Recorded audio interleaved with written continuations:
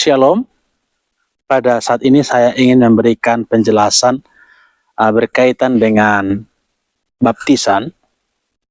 Nah, saya berharap supaya kita saling menghargai bentuk baptisan seperti apa yang kita anut, ya.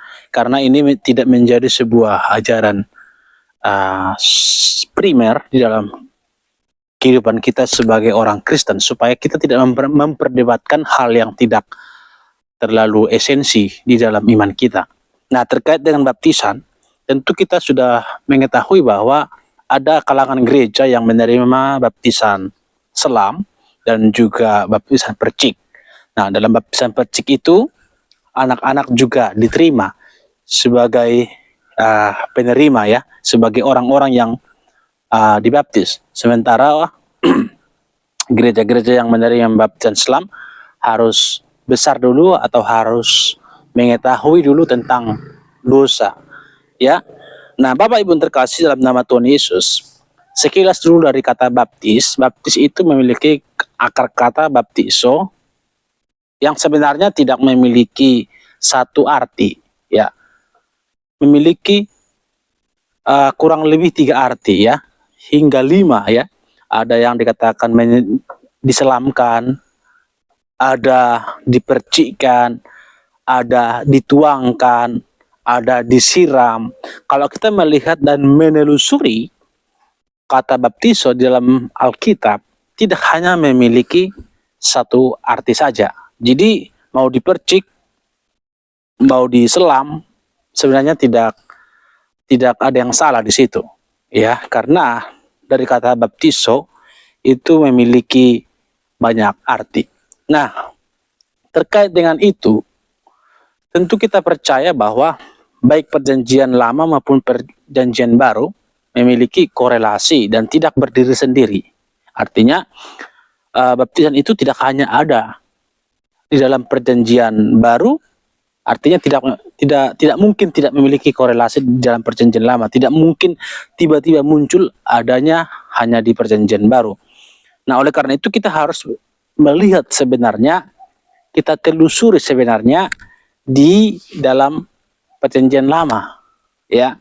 Kalau kita baca di dalam Kolose pasal yang kedua, ya.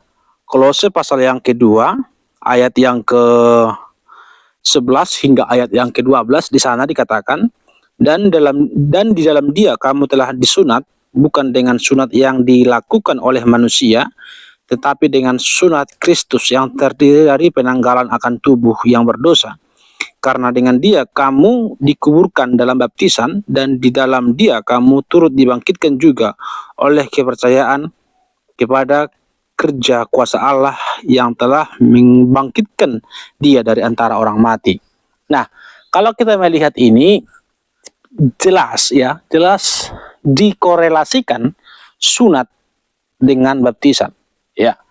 Dikorelasikan sunat dengan baptisan, di mana dalam perjanjian lama sunat itu menjadi tanda perjanjian sebagai milik Allah. Nah, demikian juga di dalam perjanjian baru, baptisan digenapi, sunat digenapi menjadi baptisan sebagai tanda milik kepunyaan Allah atau ahli waris kerajaan Allah.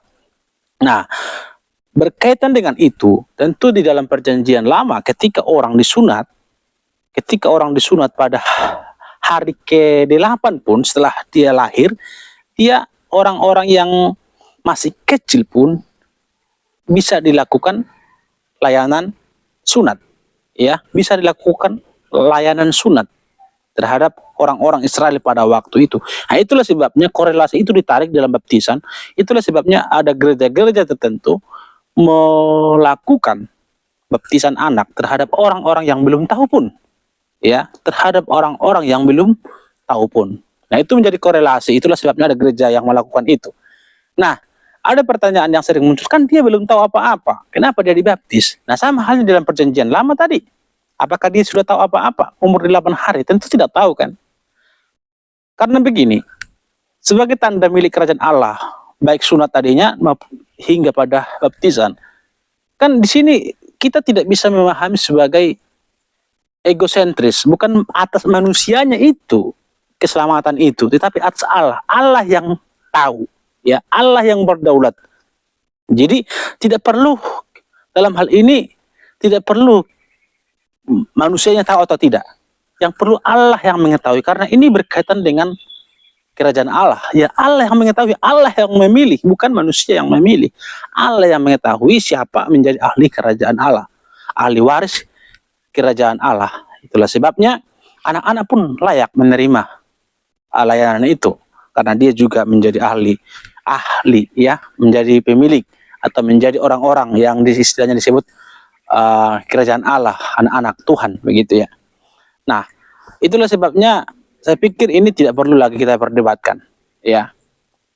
Kita kalau mau baptis Islam juga itu tidak menjadi masalah, ya. Mau baptis percik juga itu sebenarnya tidak perlu kita perdebatkan, karena ini juga tidak terkait dengan doktrin primer di dalam kekristenan, ya.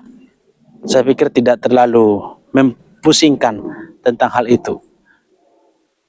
Anaknya tahu ataupun tidak, itu tidak soal tidak urusan kita.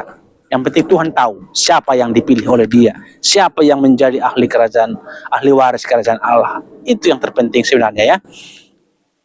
Nah, terkait dengan itu juga ada juga pertanyaan ketika menerima baptisan, ketika menerima perjamuan kudus. Kan kadang kan orang kan tidak bisa menerima perjamuan kudus kalau belum menerima baptisan, kan begitu. Kenapa begitu? Karena begini kan, karena baptisan itu kan lambang milik sebagai ahli milik kerajaan Allah, kan begitu.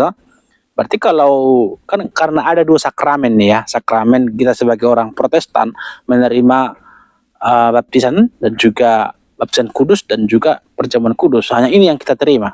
Kalau mungkin Katolik ada sampai 7, tapi kita sebagai orang Protestan kita memiliki dua sakramen, baptisan kudus dan perjamuan kudus.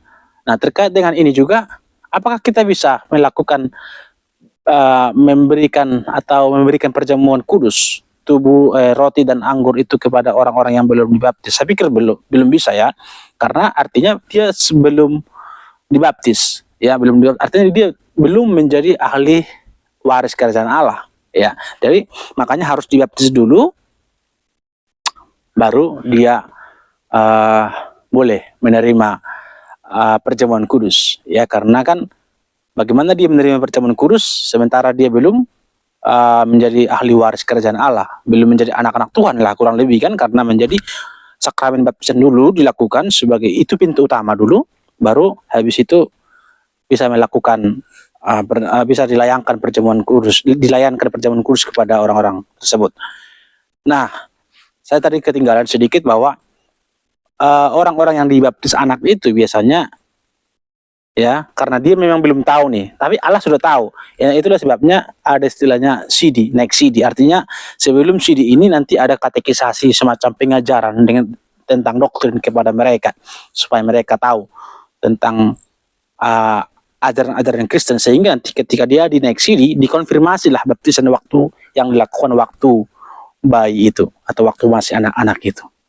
Nah, itulah sebabnya terjadi ada baptisan anak. Saudara-saudara yang terkasih dalam nama Tuhan, saya pikir kita tidak perlu memperdebatkan ini. Yang terpenting adalah Yesus Tuhan kita. Mau dia baptis Islam, mau dia baptis percik, itu tidak masalah. Yang penting dibaptis dalam nama Bapa, Anak, dan Roh Kudus. Itu yang terpenting, ya. Itu yang terpenting, bukan caranya. Kalau cara itu banyak, cara, ya, tidak, jangan terpaku pada cara, tapi lihatlah bahwa dia dibaptis di dalam nama Bapa, Anak, dan Roh Kudus. Kiranya ini menolong.